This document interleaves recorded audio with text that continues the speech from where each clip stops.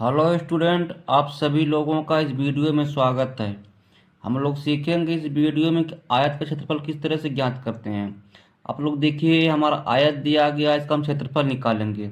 हम क्षेत्रफल निकालने से सबसे पहले सीख लेते हैं कि आयत किसे कहते हैं। ठीक दोस्तों, यहाँ पे देखिए आयत का परिभाषा दिया गया है। चार भुजाओं से घिरी हुआ आकृति जिसमें आमने सामने की भुजाएं समांतर हों और बराबर हों तथा प्रत्येक कोण समकोण उसे आयत कहते हैं। ठीक, आप लोग देख लीजिए यहाँ पे। देखिए आमने सामने जो भुजाएं दोस्त आपस में बराबर हैं। ठीक, ये भुजा इसके बराबर है और ये भुजा इसके बराबर है। ठीक दोस्त, देखिए कोण 90 अंश का यहाँ पे है। सब को ये भी कोण 90 अंश का है और ये भी है कोण, ये भी है।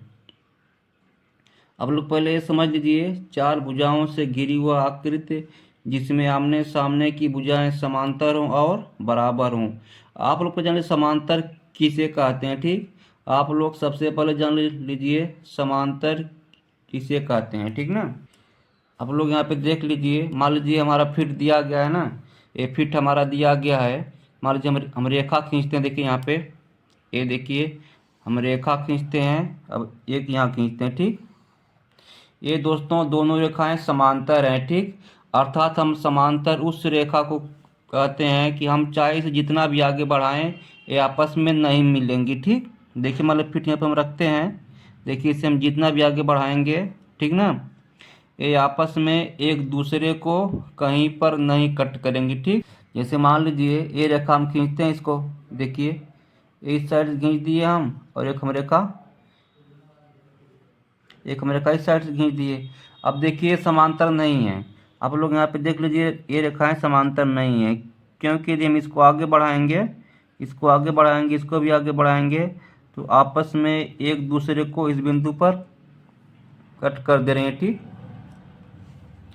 दोस्तों, समांतर रेखाएं वो रेखाएं होती हैं हम जिसको चाहे जितना भी आगे बढ़ाएं वो एक दूसरे को कट न करें। ठीक, अर्थात दोस्तों समांतर रेखाएं वो रेखाएं होती हैं हम उसे चाहे जितना भी आगे बढ़ाएं वो एक दूसरे को मिलती नहीं एक दूसरे पर।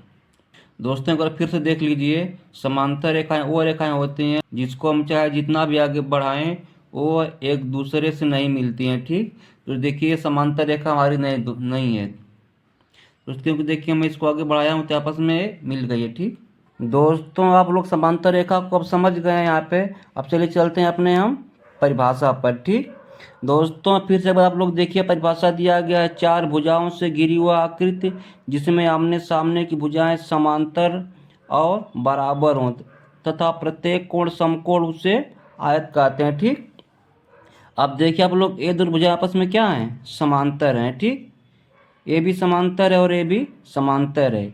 ये भी भुजा समांतर इसकी है और ये भुजा इसके समांतर है। ठीक, और देखिए दोनों एक कोण 90 अंश, ये भी 90 अंश, ये भी है और ये भी है, ये भी है। दोस्तों इसमें भी देख लीजिए, ये भी समकोण है, ये भी है और ये भी है, ये भी है। ये भुजा इसके समांतर है और ये भुजा इसकी भुजा के समांतर है। ठीक दोस्तों, इस परिभाषा के अनुसार आप लोग देख लीजिए, आमने सामने की भुजाएं समांतर हों। ठीक, आमने सामने भुजाएं समांतर और बराबर हों। ठीक ना दोस्त, इसे ही हम आयत कहते हैं। अब चलिए हम चलते हैं अपने सवाल पर। अब दोस्तों आप लोग आयत का परिभाषा समझ गए होंगे। अब देख लीजिए नीचे कुछ आप लोग मैं दिखा दे रहा हूँ। यहाँ पे देखिए, बड़ी भुजा को लंबाई कहते हैं, छोटी भुजा को चौड़ाई कहते हैं। ठीक, यहाँ पे देखिए ये है, ये हमारी लंबाई है, 6 सेंटीमीटर लंबाई है, 3 मीटर है चौड़ाई दी गई। ठीक, यहाँ पे देखिए 5 सेमी दी गई है तो ये यहाँ पे लंबाई है, जो ये 3 है ये हमारी चौड़ाई है। यहाँ पे 6 सेमी लंबाई है और 3 सेमी चौड़ाई है। ठीक, चलिए हम चलते हैं अपने सवाल पर। अब देखिए दोस्तों, हम अपने सवाल पर आ गए हैं। ठीक, अब देखिए सवाल दिया गया है, हमें से क्षेत्रफल निकालना है इसका। ठीक, यहाँ पे देखिए सबसे पहले हम क्षेत्रफल का फार्मूला लिख लेंगे। यहाँ पे देखिए हमारा होता है लंबाई गुणे चौड़ाई होता है। ठीक, लंबाई गुणे चौड़ाई। अब देख लीजिए इसमें लंबाई 7 दी गई है तो हम 7 लिखेंगे और अब चौड़ाई कितना दिया गया है, 3 दिया गया, यहाँ चौड़ाई 3 कर देंगे। ठीक, लंबाई गुणे चौड़ाई। अब देख लीजिए इसमें लंबाई 7 दी गई है तो हम 7 लिखेंगे और अब चौड़ाई कितना दिया गया है, 3 दिया गया, यहाँ चौड़ाई 3 कर देंगे। ठीक, अब देखिए बच्चों, हम 7 गुणा करेंगे 3 में, ये हमारा हो जाएगा 21, सेमी स्क्वायर हो जाएगा। ठीक, सेमी स्क्वायर।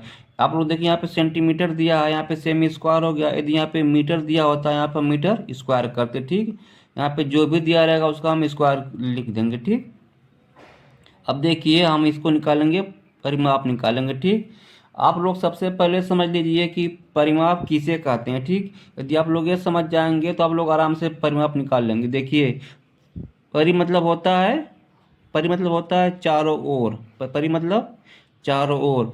माप मतलब होता है दूरी, अर्थात हम चारों ओर की दूरी को ही परिमाप कहते हैं। ठीक दोस्तों, देखिए इसमें चारों ओर की दूरी को हम परिमाप कहते हैं। ठीक, फिर से एक बार देख लीजिए, ये दिया है, परि मतलब होता है चारों तरफ, मतलब चारों ओर, परि मतलब चारों ओर, माप मतलब दूरी। दोस्तों, हम चारों ओर की दूरी को ही परिमाप कहते हैं। ठीक, तो इसका हम चारों ओर दूरी निकालें, कितना होगा, वही हमारा हो जाएगा, परिमाप बन जाएगा।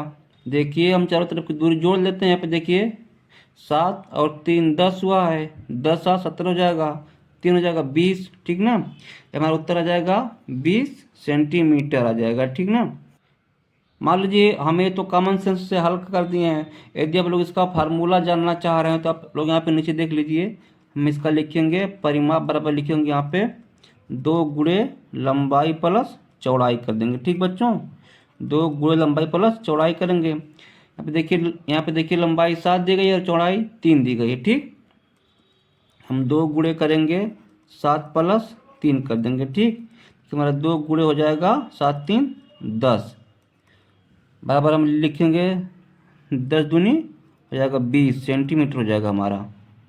ठीक दोस्तों, मैं आप लोगों को क्षेत्रफल और परिमाप दोनों निकाल के बता दिया हूँ। ठीक, यदि हमारी वीडियो आप लोग समझ में आए तो हमारे चैनल को सब्सक्राइब जरूर करें। देखने के लिए वीडियो थैंक यू।